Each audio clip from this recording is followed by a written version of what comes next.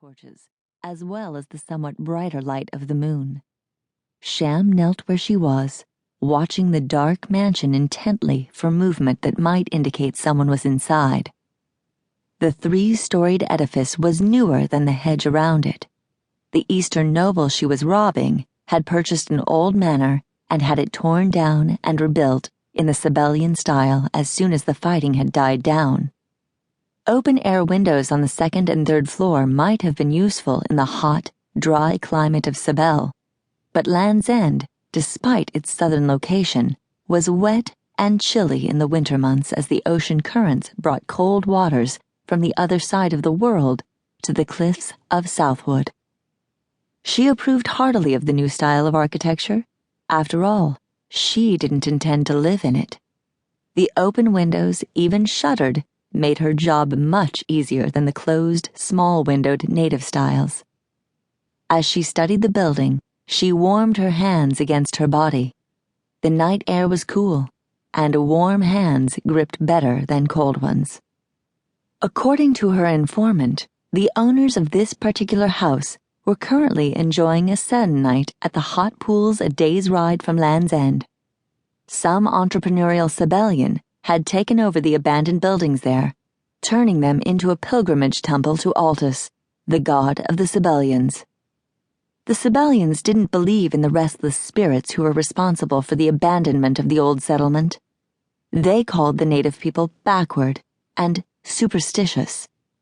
Sham wondered if the protection of Altus would keep the ghosts under control, and hoped that it wouldn't.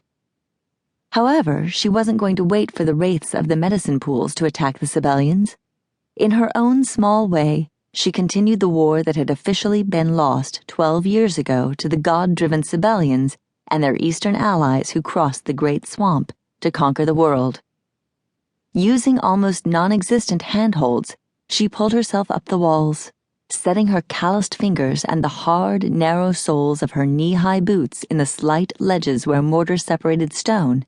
She climbed carefully to a 2nd-floor window and sat on the narrow ledge to inspect it closer. The lip of one shutter covered the opening where both met, making it more difficult for a thief to release the inner latch. Her informant, the younger brother of the owner's former mistress, had said that the wooden shutters were held closed by a simple hook latch. A common enough fastening, but not the only possibility, and it was necessary for her to know exactly what she was dealing with in order to open it. Closing her eyes, she put a forefinger on the wooden panels and muttered a few words in a language that had been out of use for living memory. The shutter was too thick for her to hear the faint click of the latch hook falling against the wood, but she could tell it was done when they opened slightly. She slid to one side of the window ledge and used her fingertips to open one of the shutters. Stealthily, she entered the building and pulled the panel closed, hooking the latch behind her. Magic was a useful tool for a thief, especially when her victims, for the most part, didn't believe in it.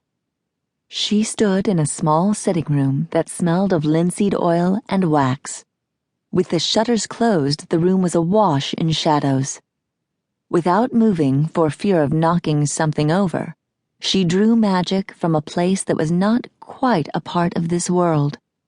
She pushed aside the familiar barrier and tugged loose a small bit, just enough for her purpose. Holding it tightly, she molded it into the shape she wanted, using gestures and words to guide her deft manipulation. In another place and time, she would have worn the robes of a master wizard. Magic had always felt to her as if she held some incredible substance that was ice cold, but warmed her hands anyway.